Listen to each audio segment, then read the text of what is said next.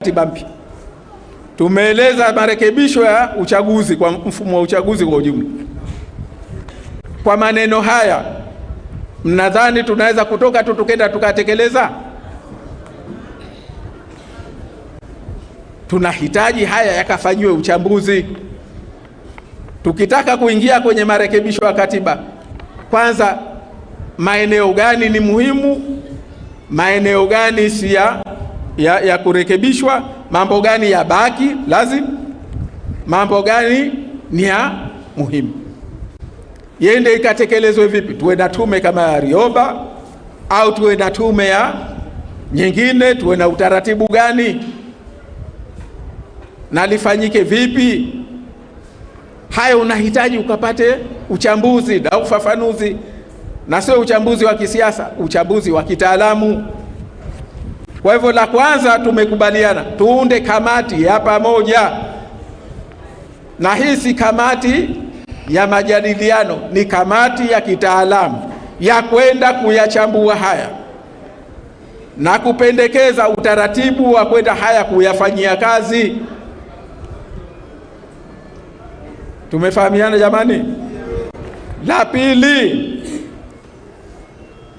baada hii kamati tunayokwenda ya pamoja, na kamati hii tunaita ya pamoja kwa sababu watatoka watu watakaopendekezwa na sisi, si lazima miongoni mwa wanachama wetu, watu tunaona ni weledi wa kwenda haya kuyafanyia uchambuzi.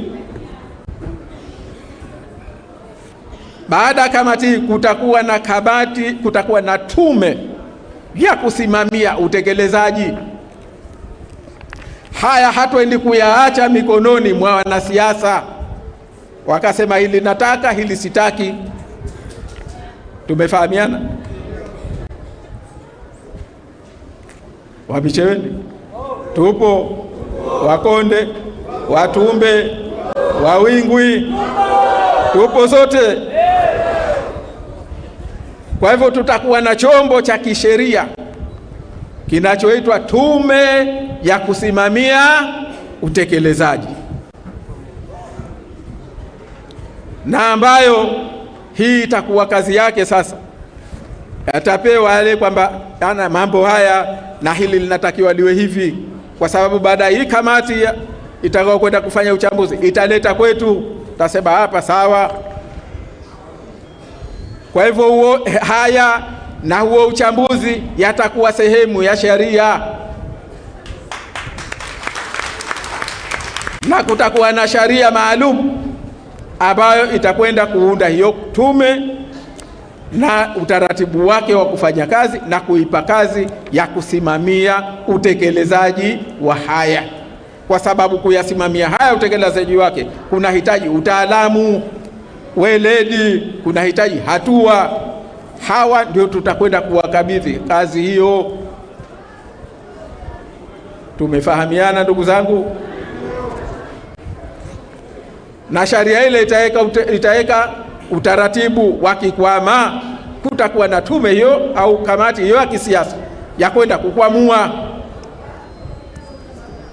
Tumefahamiana ndugu zangu? Hayo ndiyo tunayo kwenda kuyakabidhi, na kutakuwa na ratiba ya utekelezaji, kwa sababu ni katika jambo la 7 lilokubaliwa hapa. Tumefahamiana?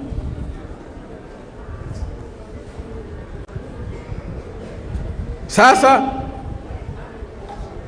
maneno yameanza, au sio? Wako waliochagawa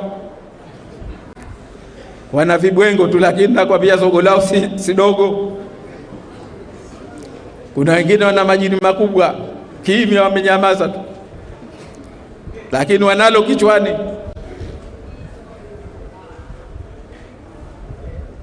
Ndio maana siku tuliokuwa tunasaini nikasema mimi tutakuwa na makundi matatu. Kundi la kwanza, hawa wao nasema kama tulivyosema, alhamdulillah si haba tulipofika. Mwenyezi Mungu ajalie wanaombea dua. Maana Mwenyezi Mungu atuambia, au sio? kwamba sisi tunahangaika, lakini atakaye kuja kuhukumu baina yetu ni nini? Ni yeye mwenyewe.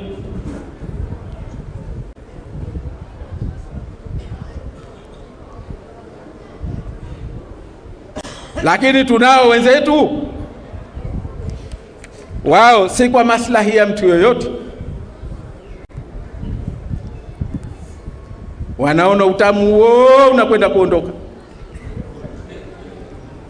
wa kwamba mimi naweza kuingia, sina kura hata moja, nikawa mbunge, nikawa mwakilishi. Kuna jimbo moja hapa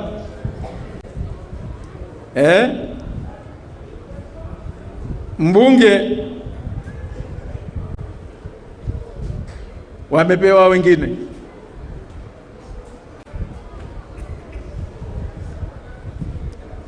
na hizo kura 2.5, lakini mwakilishi tukapewa sisi. Sasa wengine aliokosa uwakilishi akaingia kihoro wa kujuiliwa, bwana homa.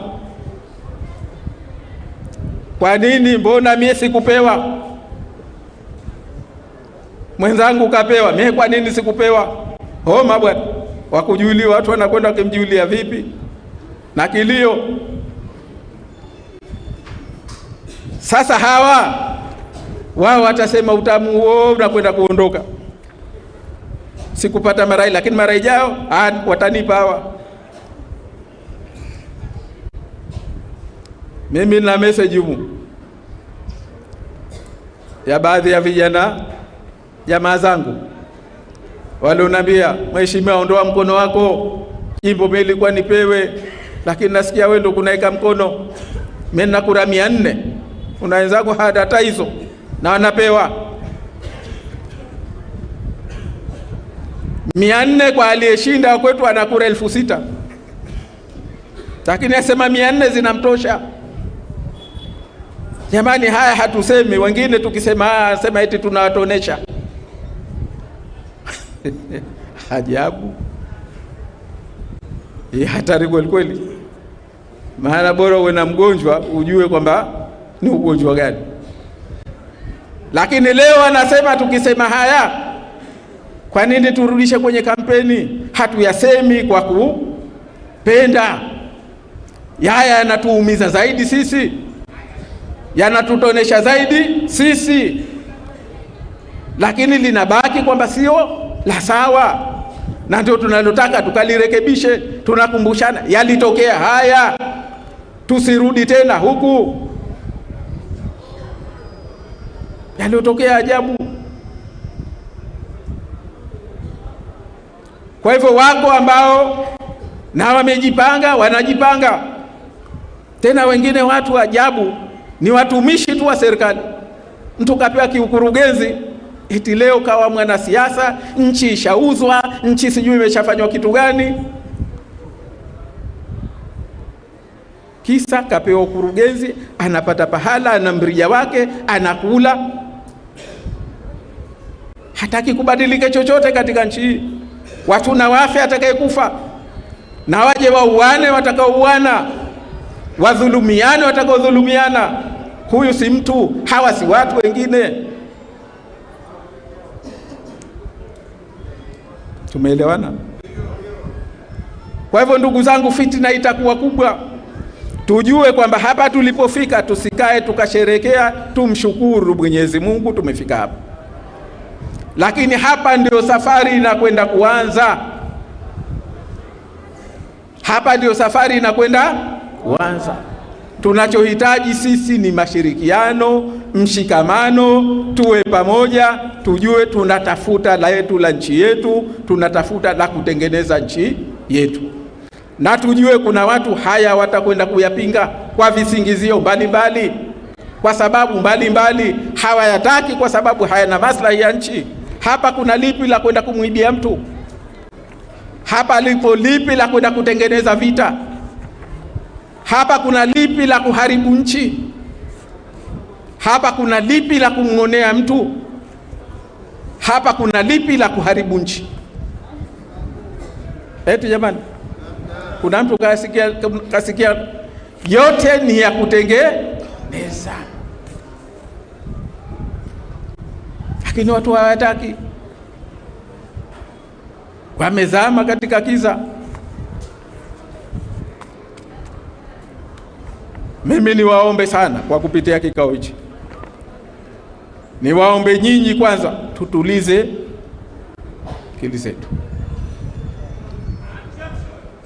niwaombe nyinyi tusimame katika hili, tulipambanie hili katika hali zote, kwa hali na mali, tusichokozeke. Hatuna haja kumtukana mtu katika hili, hatuna haja kugombana na mtu katika hili. Mnapotaka kutengeneza, hata aliyekukosa anastahiki staha. Tuheshimiane, tushirikiane kwa kila mwenye dhamira ya kweli ya kutengeneza hili, na wasiolitaka hili atakuja kuchokoze, akwambie si hatupitishi, si nitakuja huko barazani, si hatupitishi. Mwambie sawa, unilani mimi wala mjomba wangu. Hiyo ni kuonesha tu kwamba kuna tatizo la nidhamu katika upande wako. Sisi tutatengeneza nidhamu ya kwetu, tusikubali kuchokozeka. Mambo haya sisi tumefunzwa na Mwenyezi Mungu katika dini yetu, katika kusimamisha haki. Wao wamepitia madhila makubwa, lakini Mwenyezi Mungu tazama, wamekufa watukufu. Kulikuwa na haja gani mtume kwenda kupigana vita? Eti jamani, ni asbabu Mwenyezi Mungu anatufundisha sisi, mkitaka jambo lazima muwe tayari kulitafuta, kulipambania kwa hali na mali.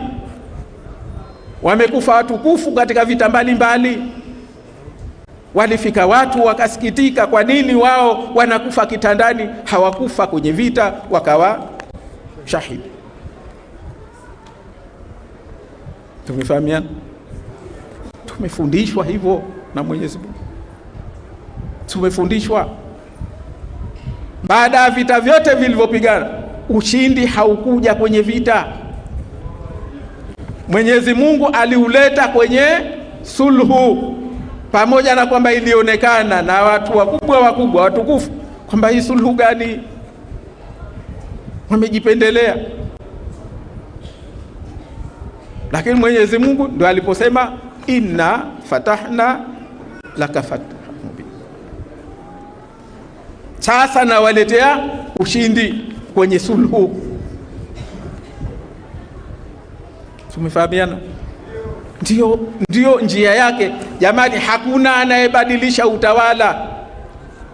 Mtume wetu Nabii Musa hakwenda kumuondoa Firauni, alikwenda kupambana, akafanya aliyofanya, lakini siku ya mwisho aliondolewa na nani? Mwenyezi Mungu. Mtume wetu alifanya aliyoyafanya, alipambana aliyoyapambana, lakini ni kanuni ya Mwenyezi Mungu. Utawala anaubadilisha yeye siku anayotaka na wakati anayotaka na namna yeye anayotaka. Hili tulishikane nalo. Sisi tunafanya wajibu wetu, ndio Mwenyezi Mungu alivyotuelekeza. Tumefahamiana? Tunayasimamia haya. Tumefahamiana? Tunayasimamia haya. Jamani, tuko pamoja? Tuko pamoja? Nimalizie ndugu zangu, la mwisho kabisa kwa kuwaomba kwa dhati kabisa wenzetu wa Chama cha Mapinduzi, niwaombe wanachama na viongozi wa Chama cha Mapinduzi,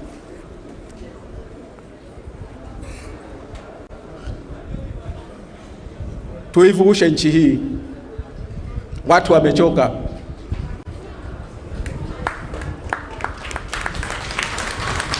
Na tutayavusha kwa kuyaeleza haya.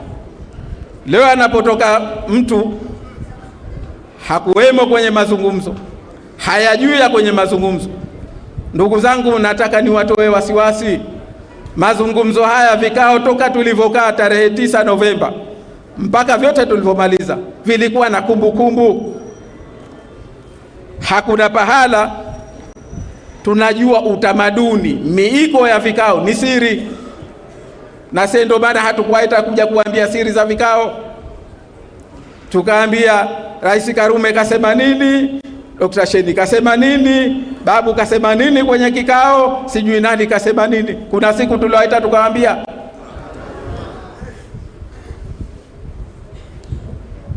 Lakini kikao chochote kina kinacholitafuta.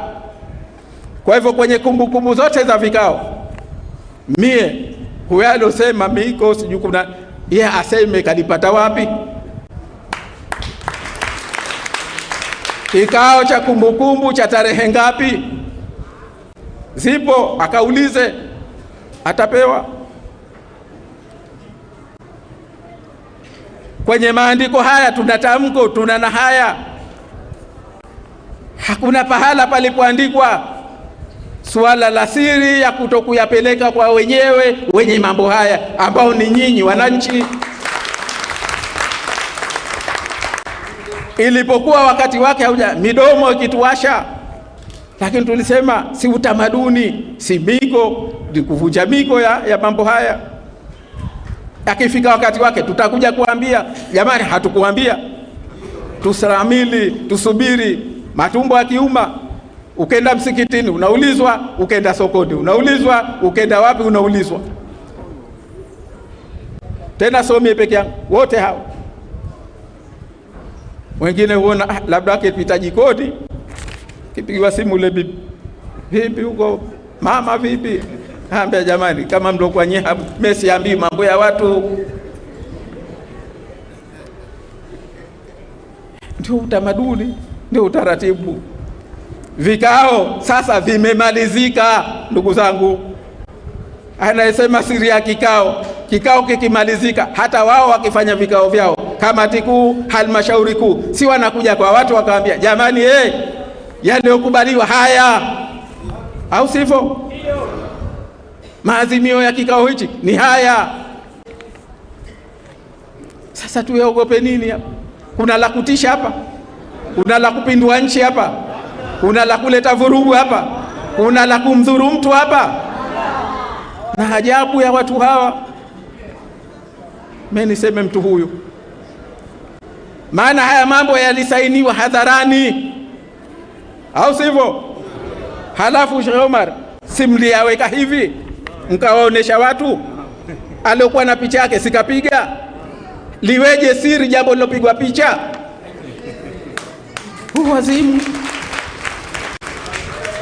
jamani, mliokuwepo. Sheikh Omar, wewe ndio ulioshika hizi nyaraka hivi? Tena wakakaa dakika 5 nzima, mwenye picha yake kapiga picha, la kwanza, la pili, la tatu, na wanayo waandishi wa habari chungu zima. Tuache mambo haya ya kuwatia taharuki watu. Tulichokubaliana mambo haya kwa sababu haya za ajenda, maana usitulazimishe tukayasema kunga za vikao. Hizi ajenda zilikuwa na ufafanuzi mrefu, zikaamuliwa, tukakubaliana upunguzwe, lakini mwisho tukasema tutakaosomwa pale ni tamko. Hizi ajenda na ufafanuzi wake hazitasomwa pale mbele ya wananchi, na kuna sababu hatosomwa pale Ikulu. Kuna sababu. Mengine akisomwa tu haya watu watawatia fadhaa, wengine wazaenda kuondoka pale na machera. Wako ndo wao wanaosema leo siri hii. Tusema kila chama kipate wakati wake, kiende kikazungumze na watu wake kwa ufafanuzi, kwa utuo, kwa kituo. Yengesomwa haya tu pale, yasingejulikana hayo kwamba kutakuja kamati ya utekelezaji, kamati ya pamoja, halafu itakuja kamati ya utekelezaji. Madhumuni yake dini tu haya tunayofanya. Na sisi ndugu zangu, la mwanzo tuliwaita viongozi wote wa Unguja na Pemba, tukakaa nao tukawaambia haya na wajibu wao, wasitoke wakenda wakasema yaliyokuwa sio yaliyopo hapa. Haya ndio tuliyapata. Kwa hivyo ndugu zangu, yatakuja.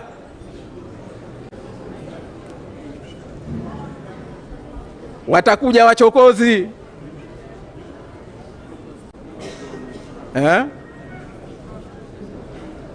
watakuja wachokozi, watakuja wachochezi. Akili kichwani mwetu.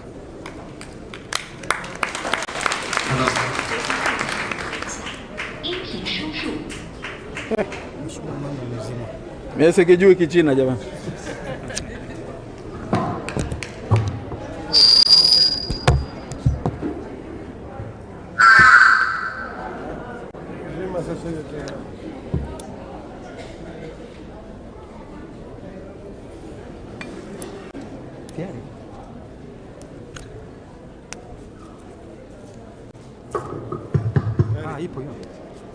Tunaendelea.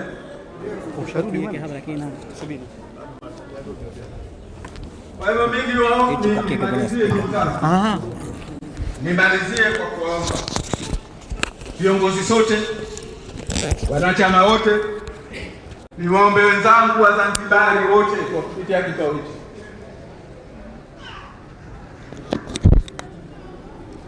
tushirikiane tukajenge nchi yetu.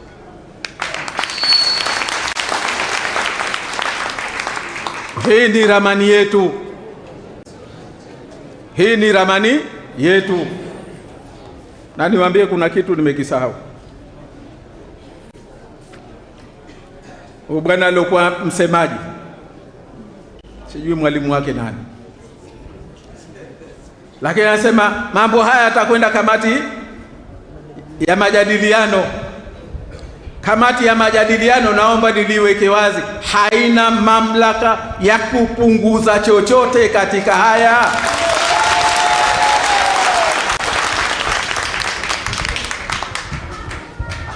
Wao waje waseme kuna lipi lilozua katika hili, lipi liloongeza, lakini tusitake kuwadanganya watu. Hatufiki, tuna wajibu wa pamoja. Kama kuna kitu mnaona hakijakaa sawa, mtu kateleza, kakosea utamaduni wa kujenga, mnaambizana. Kuiti waandishi wa habari ukawaambia kwamba manake hapa husherehekei mtu kukosea.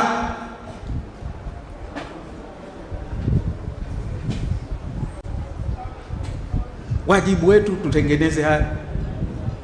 Kama alikuwa na mamlaka yani kusema kwamba inakwenda tume ya nini, kamati ya utekelezaji, haya mambo yamepitishwa na vyama vyetu,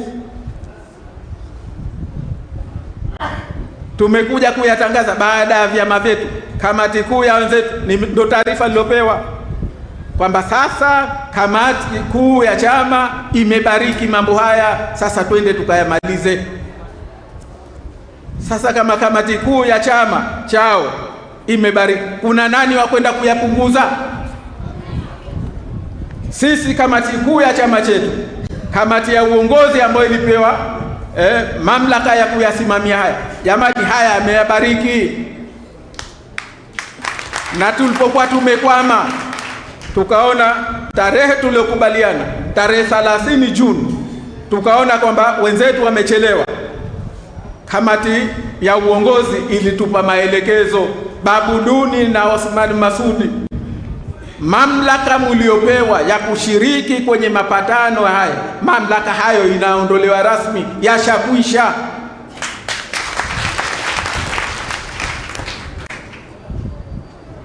Sasa wenzetu kama haya tuliofikia watakuwa nao wameyakubali, sawa. Hawakuyakubali, kuanzia tarehe 10 Julai twende tukawaambie wanachama wetu, tukawaambie wananchi wenye jambo hili kwamba jamani, tulijitahidi hivi, tumefika hapa, tumekwama hapa.